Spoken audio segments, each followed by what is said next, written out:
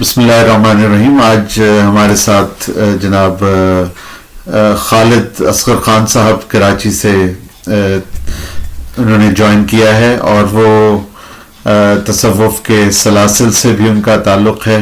تو ہم ان سے جاننا چاہیں گے کہ انہوں نے تصوف کا جو نچوڑ ہے وہ کچھ ایک اس کا چھوٹا سا ایک خلاصہ ہمارے لیے اور ہمارے ناظرین کے لیے وہ بیان فرما دیں. جی خالد بھائی. جزاک اللہ خیر ڈاکٹر صاحب. ڈاکٹر صاحب پہلے تو تھوڑا سا اس میں کریکشن کروں کہ میں فی الحال کراچی میں نہیں، کینیڈا میں ہوں، ٹورانٹو میں. اچھا اچھا اچھا اچھا ماشاء. جی ہاں، میں ٹورانٹو میں ہوں. اچھا، جو تصوف کے سلسلے سے جو بات ہو رہی تھی تو میرے ذہن میں یہ بات آئی کہ سلسلہ چشتیہ کے ایک بزرگ حضرت خواجہ قطب الدین بختیار کاکی، جنہیں کہ لقب زہد الانبیاء حاصل تھا، انتہائی عبادت گزار، تو ان کے شیخ اور مرشد حضرت خواجہ معین الدین چشتی رحمت اللہ علیہ نے انہیں خط لکھا، اور اس خط میں یہ تحریر کیا کہ بابا قطب، اپنے پروردگار کی ایسی عبادت کرو کہ وہ تم سے راضی ہو جائے. اچھا، اب جب بابا قطب نے اس خط کو پڑھا تو ان کی کیفیت جو ہے وہ انتہائی مختلف طریقے سے ایکسٹریم پہ گئی، کہ اس کا مطلب یہ ہوا کہ جو میری عبادت ابھی ہے وہ اتنی کافی نہیں کہ میرا پروردگار مجھ سے راضی ہو جائے، یعنی زہد الانبیاء ہونے کے بعد. اب وہ بڑی تشویش میں مبتلا رہے، بہت روئے، بہت اداس رہے، بہت سوچا، اور اس کے بعد پھر اپنے شیخ کو خط میں لکھا کہ حضرت آپ ہی فرمائیے کہ میں کیا کروں. تو وہ جو جواب خواجہ معین الدین چشتی رحمت اللہ علیہ کا تھا، وہ میرے حساب سے جو ہے وہ اس کا نچوڑ میری سمجھ میں جو ہے وہ آتا ہے. اور وہ یہ تھا کہ بابا قطب خلق خدا کے عیبوں کی مکمل پردہ داری. اچھا، اب اس مکمل پردہ داری میں اس کے مفہوم پہ بھی میں آتا ہوں تھوڑی دیر میں. اچھا، دوسرا یہ تھا کہ خلق خدا کی حتی الامکان مدد، حتی الامکان. اور سبحان اللہ. تیسرا تھا کہ خلق خدا کی کوتاہیوں اور غلطیوں کو معاف کر دینا بجز قدرت ہوتے ہوئے.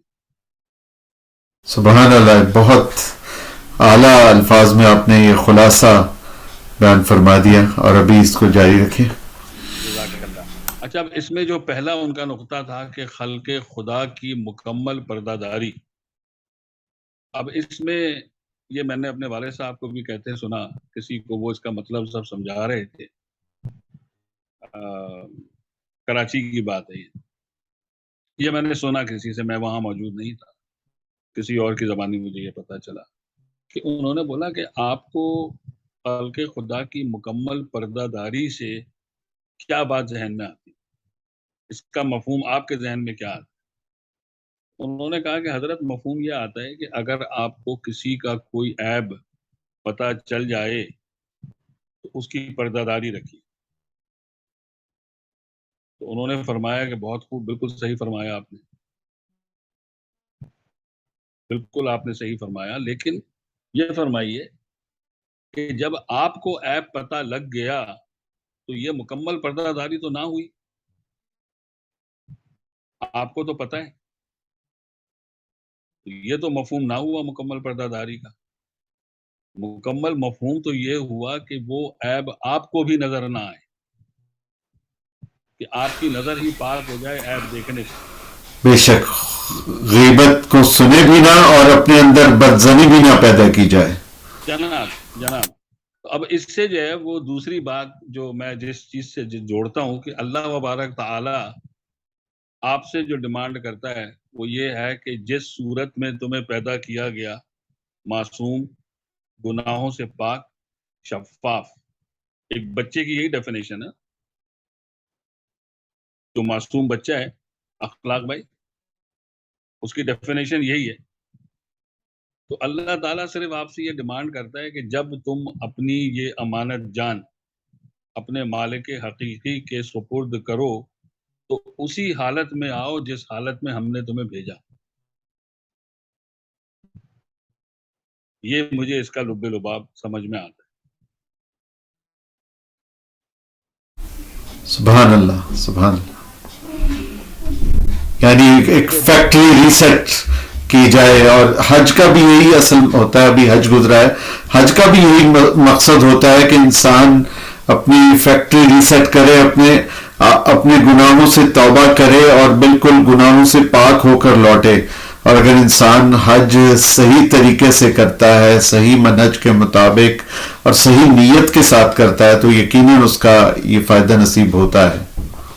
بلا شبہ، بے شک بے شک بلا شبہ. اور یہ حاصل ہے کہ جب آپ والہانہ محبت سرور کائنات محمد مصطفیٰ صلی اللہ علیہ وآلہ وسلم سے کرتے ہیں تو پھر اس کا مطلب یہ ہوتا ہے کہ پھر ان کے نقش پا کے اوپر مکمل عمل پیرا ہوں.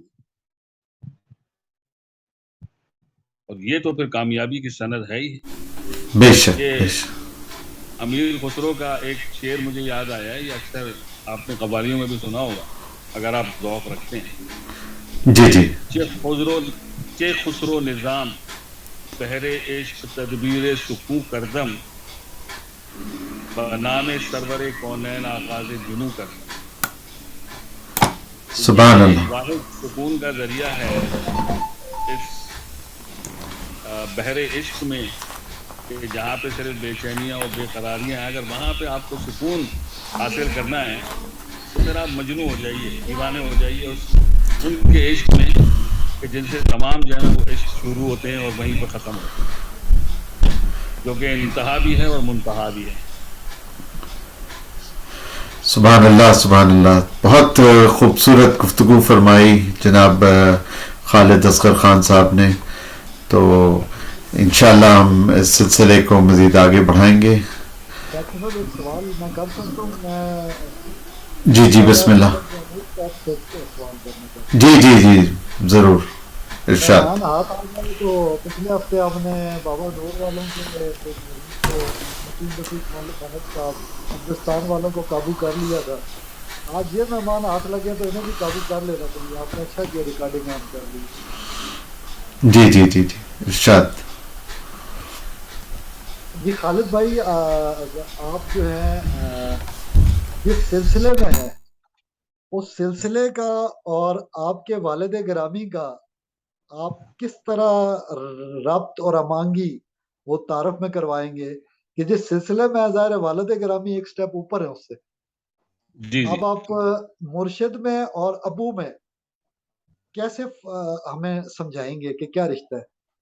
یعنی حضرت البیلے شاہ جو ہے وہ والد کی حیثیت سے تو عمر اصغر علی خان ہے آپ کے لیے رحمۃ اللہ علیہ. جی ہمارے لیے وہ اعلیٰ حضرت ہے، سرکار ہے.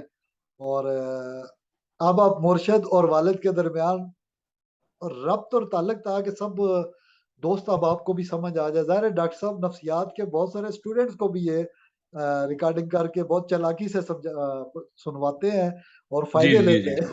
ان سے کی سبحان اللہ سبحان اللہ آپ خود سبحان اللہ. اخلاق بتا بھائی دیجیے کہ آپ کو اس کو جو ہے نا وہ بڑے مختصر الفاظ میں تو ایسے ہی بیان کر سکتا ہوں کہ میرا جو ہے وہ ان سے تعلق ہمیشہ ایک والد ہی کے طور پہ رہا. اور ان کی جو تربیت اور ان کے جو معاملات میرے ساتھ تھے وہ بالکل ایسے تھے کہ جیسے ہر ایک والد کے دوسرے والد کے ساتھ ہوتے ہیں. لیکن جو ربط میں یہ سمجھتا ہوں کہ ایک یقین کامل جو ہے اپنے رب کے اوپر کہ وہ بالحق انزلناہ و بالحق نزلہ، کہ وہ جو ایک صورت تھی. اور دوسری اس کی مثال جو ہے وہ یہ کہ جو 3 درجات یقین کے مومنوں کے لیے بیان کیے گئے ہیں کہ عین الیقین، علم الیقین اور حق الیقین.